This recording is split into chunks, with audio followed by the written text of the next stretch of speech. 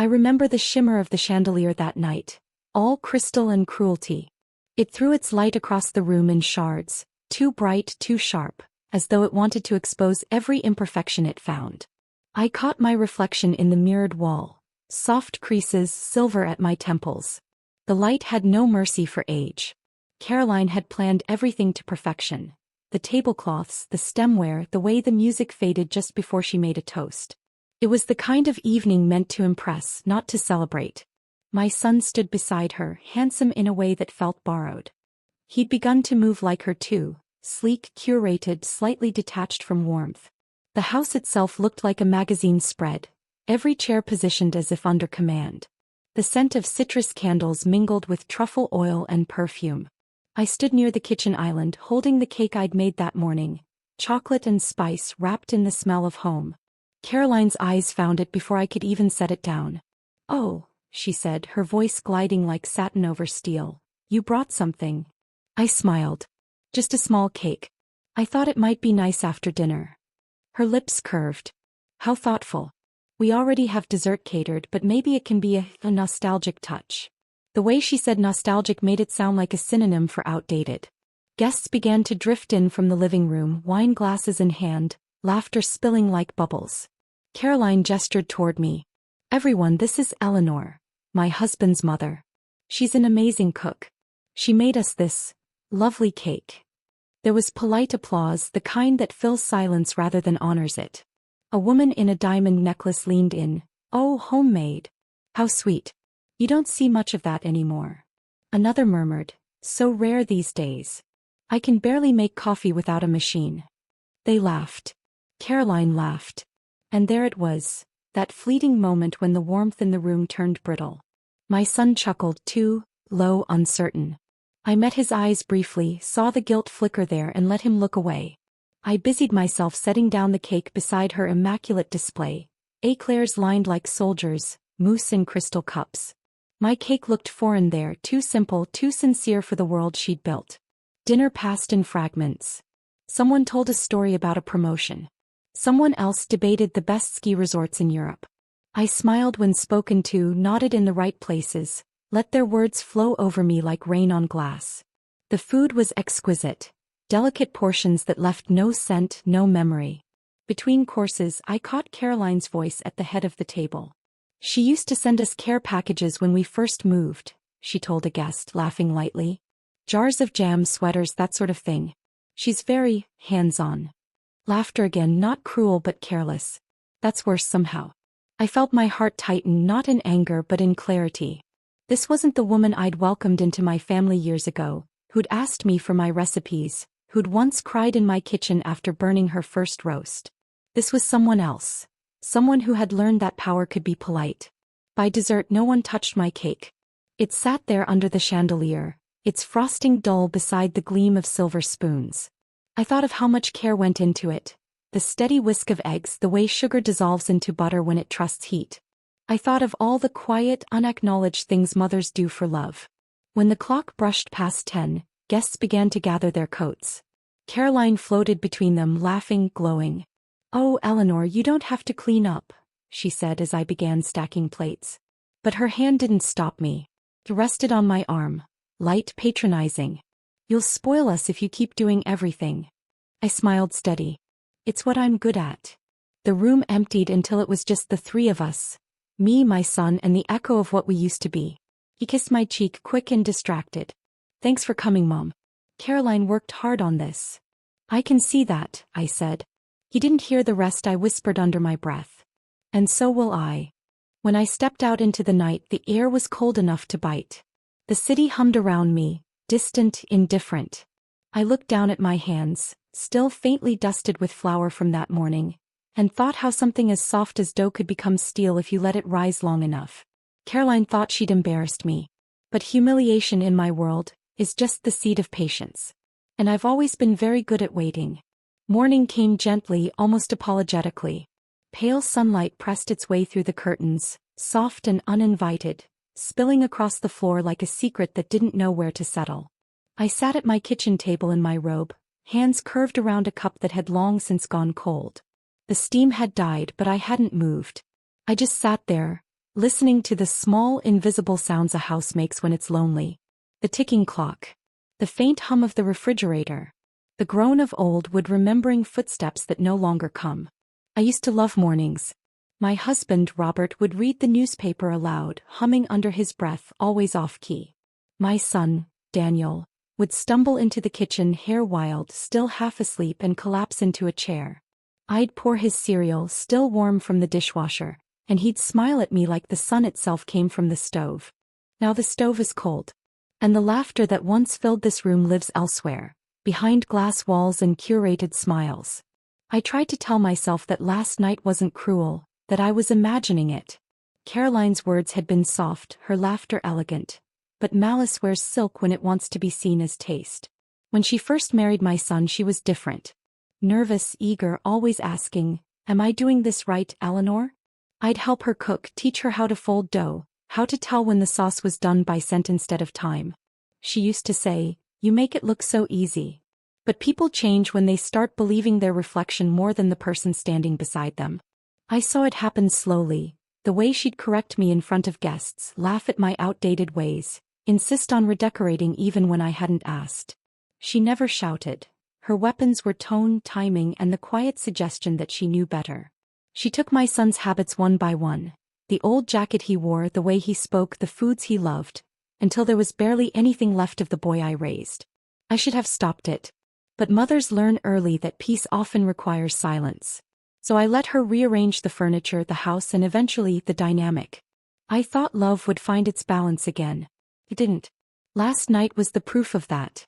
The way the laughter sliced through me, not loudly but clean. The way Daniel looked away instead of toward. The way I realized, mid-smile, that I had become a guest in a home I helped them build. I looked down at the table. A thin film of dust lined the vase. I'd been neglecting little things lately. Maybe because I didn't see the point. Maybe because no one noticed when I did them right. I reached for the small plastic container beside the sink, the one holding a slice of the cake no one touched. The frosting had smudged slightly against the lid. I opened it, took a fork, and tasted it. It was good, rich, fragrant, steady. Tasted like memory. My throat tightened.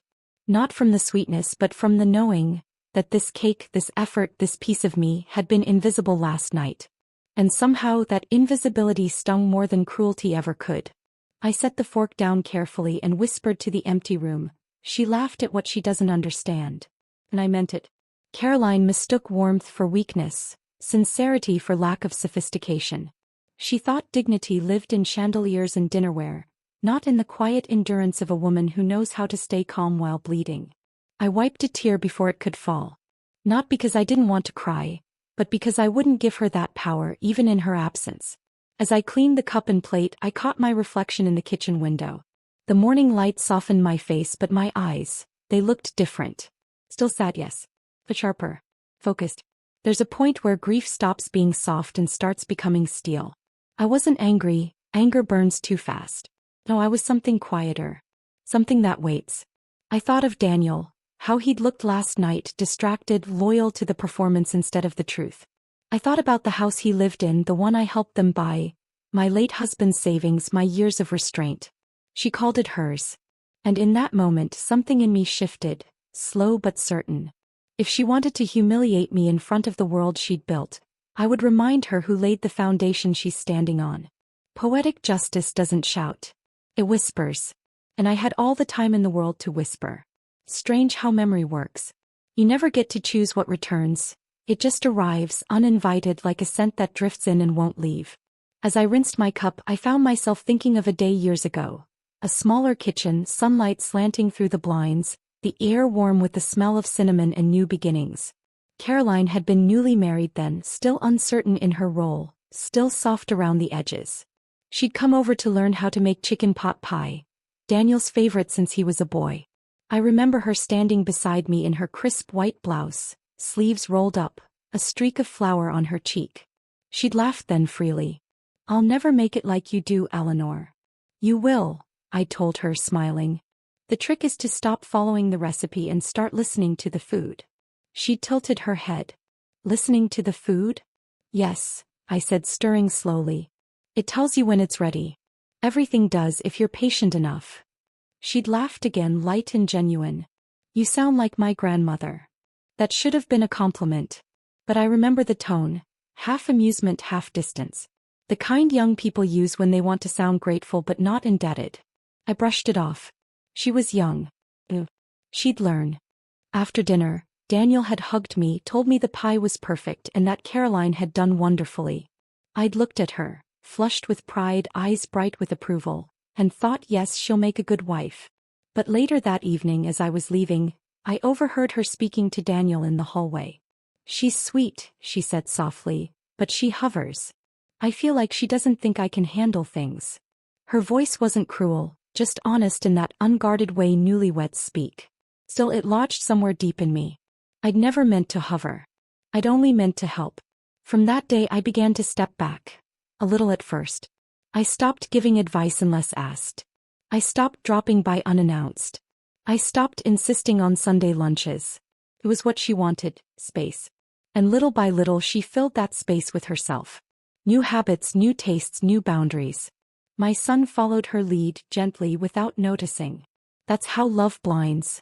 Not all at once, but gradually, until you wake up one day and realize you're standing at the edge of a life that no longer needs you. Till I tried. Birthdays. Anniversaries. Small gestures to remind her I was still here. But every gift I gave seemed to shrink under her gaze. Too simple. Too sentimental. Too me. And now, years later, I could still see the line where it started. Right there in that little kitchen with flour on her cheek and laughter in her voice. The beginning of politeness replacing warmth. Funny, isn't it? How you can love someone who slowly teaches the world to forget your name. The days that followed were quiet in the way a storm is quiet before it forms. Calm skies, still air, but something gathering beneath. I moved through my routines like nothing had changed. Morning walks. Grocery lists. The sound of the washing machine thudding in its usual rhythm. But somewhere between folding laundry and feeding the cat I began to think differently. Not angrily, just clearly. Caroline had built her world on appearances. Polished dinnerware, curated smiles, the right wine at the right temperature. Everything had to look right even if it didn't feel right. And I realized, that was where she lived. On the surface. So that's where I would meet her. I didn't need to raise my voice or demand respect. All I had to do was shift the light ever so slightly and watch what it revealed. I started small. I sent Caroline an invitation. An email, polite and brief. "Thinking of hosting a small charity luncheon next month," I wrote. "Would love your input on the guest list. You always have such wonderful taste." She replied within an hour, all gracious enthusiasm. Of course she'd help. Of course she'd bring contacts. Of course she'd love to host it at my place, if it's not too much trouble. That was her first mistake. Over the following weeks I let her take the reins. She planned, she delegated, she preened. I played my role perfectly, the accommodating older woman, smiling through her monologues about modern event aesthetics and influencer outreach. She mistook my silence for approval. It never occurred to her that I might have my own stage in mind. But I wasn't planning a party. I was preparing a mirror. I knew her audience, the women she admired, the men she wanted to impress. People whose validation she mistook for worth. And I knew exactly what would happen when they saw her without the armor she'd so carefully polished. My house became her playground. She chose the table settings, rearranged the furniture, even corrected my art placement. "This painting would look better centered," she said one afternoon, tilting her head critically.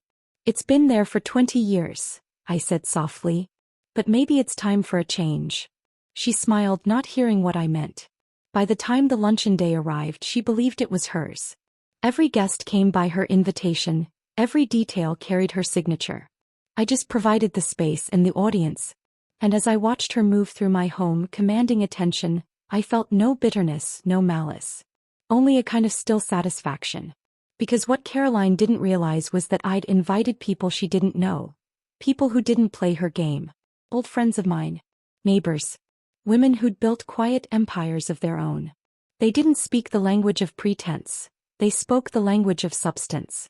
And they would see her. Truly see her. I didn't need to embarrass her.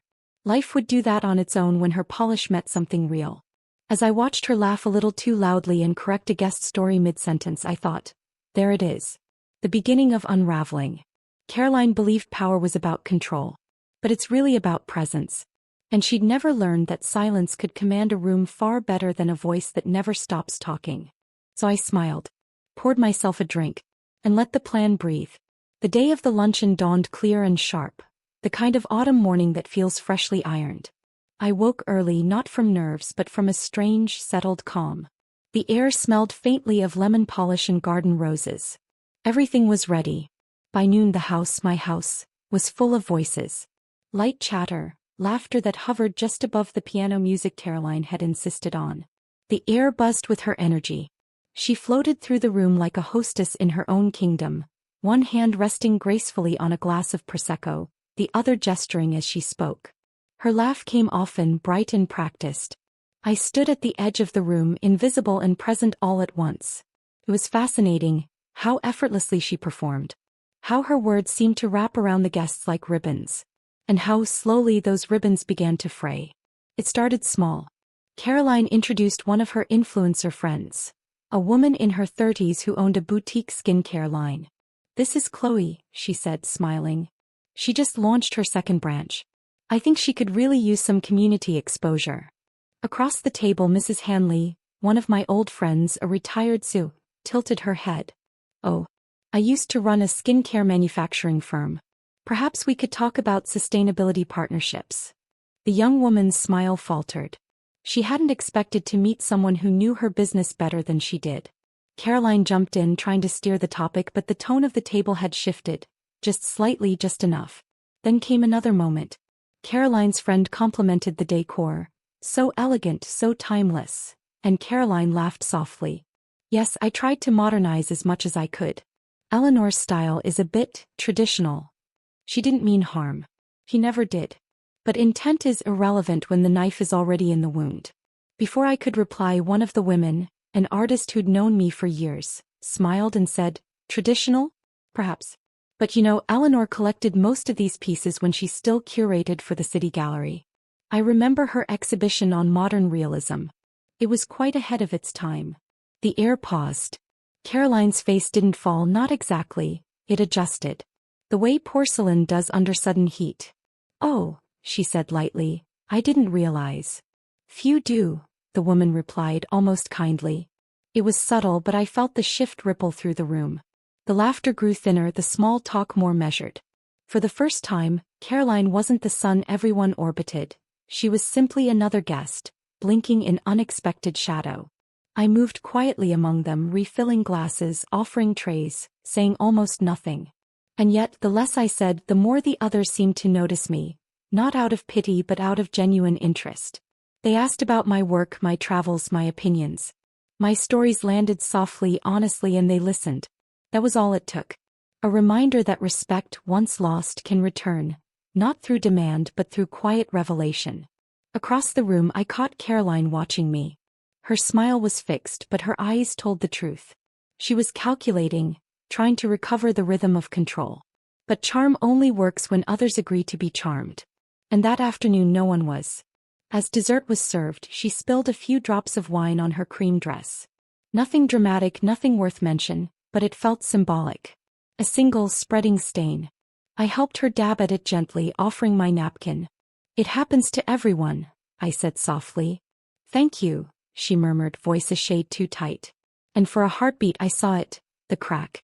The girl who once stood in my kitchen, laughing, open, unguarded. Gone now, replaced by someone who'd built herself out of appearances too fragile to touch. As the guests departed one by one, they thanked me. Not her. "You have a beautiful home," they said. "You host with such grace. Next time you must let me bring the dessert." Caroline smiled through it all, cheeks stiff with effort. When the last door closed, silence returned, heavy, unfiltered. She turned to me, words on her lips she couldn't quite form. "It went well," I said, breaking the quiet. "You did beautifully." And for the first time since I'd known her, she didn't respond. She only nodded, eyes flickering to the stained napkin in her hand. It wasn't victory I felt, just release. The slow undoing of a weight I'd carried too long. Because the truth had done what revenge never could. It had made her see herself.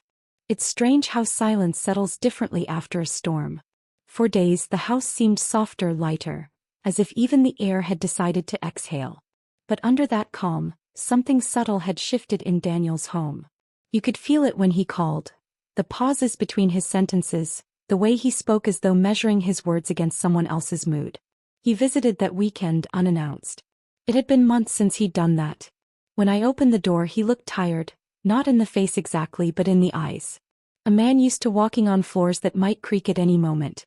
"Caroline said you hosted beautifully," he said after a moment, his tone neutral but too careful.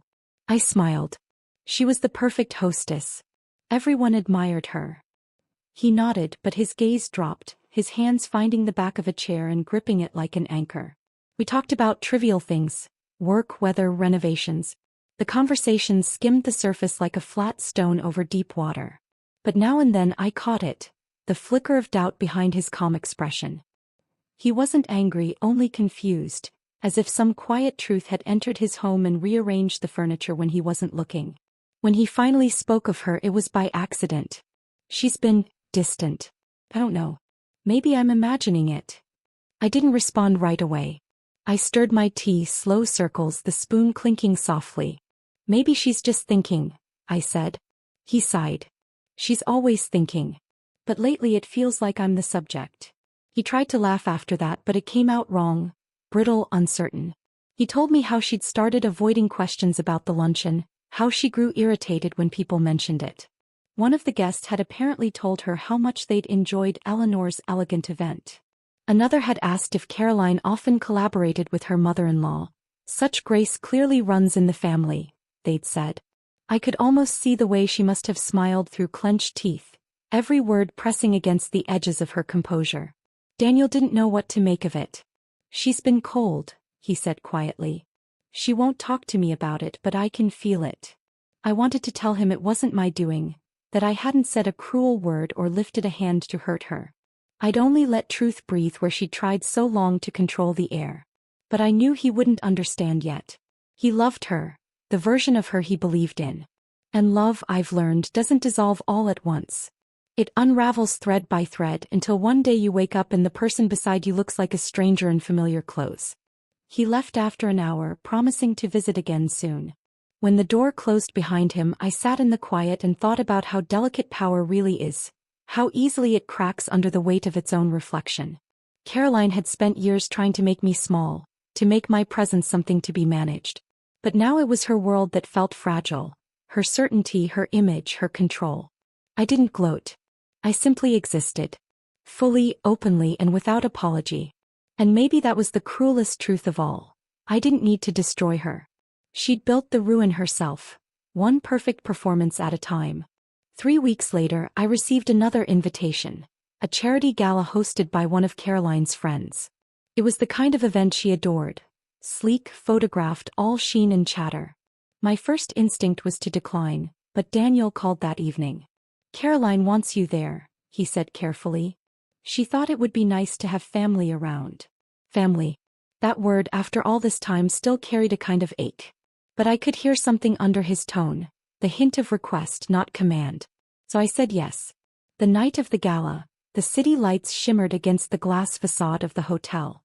The ballroom gleamed, crystal velvet, laughter bouncing like champagne bubbles. I arrived early, quiet as always, wearing a navy gown that had hung untouched in my closet for years. Simple. Elegant. The kind that didn't need attention to be seen. When I entered, Caroline was already there. Radiant, glittering, every detail curated. Her eyes widened just slightly when she saw me. She recovered quickly, of course. "Eleanor, you made it," she said, her voice bright enough to slice through the hum of the room. She kissed my cheek, perfumed and polished. But her smile didn't reach her eyes. Daniel stood beside her, hands in his pockets, watching the exchange. "Beautiful evening," I said softly. "Yes," she replied too quickly. "I wanted it to be perfect." And it was. Almost. The speeches began. Cameras flashed. People mingled. Caroline sparkled in every direction. She was practiced at it. But something in her rhythm was off. Her laughter came a second too late, her compliments landed a shade too hard. You could feel it in the room. People noticing, not quite sure what they were noticing. And then, midway through the evening, the organizer called for a brief recognition. A surprise acknowledgement for community donors. I hadn't expected my name. Mrs. Eleanor Hale, the woman at the podium said, smiling warmly, for her continued contributions to the foundation over the past decade, and for her quiet mentorship of several of our younger coordinators. The applause was polite at first, then warm, sustained. Faces turned toward me. Flashbulbs caught the faintest shimmer of my surprise. I stood a little stunned and thanked them. Just a few words. No grand speech, no display. But as I spoke, I saw Daniel's expression change. Something softening in his eyes, something proud. Caroline's smile never faltered, but I could see her jaw tighten. In that moment I understood.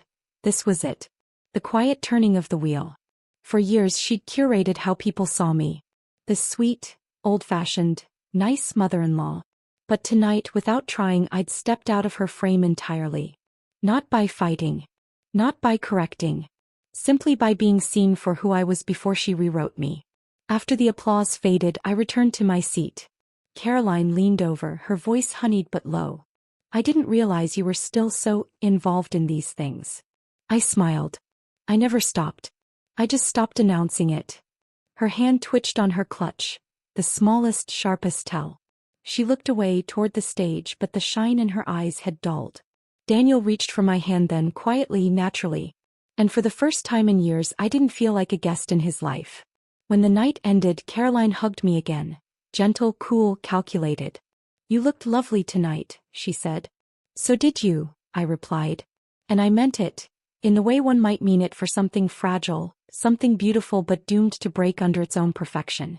Outside, the city wind carried the faint hum of applause still echoing in my ears. I looked up at the night sky, clean, endless, and breathed in the quiet satisfaction that only truth can bring. Because poetic justice rarely announces itself. It just stands beside you in the dark, whispering you didn't have to win loudly. You just had to stop shrinking. And I finally had.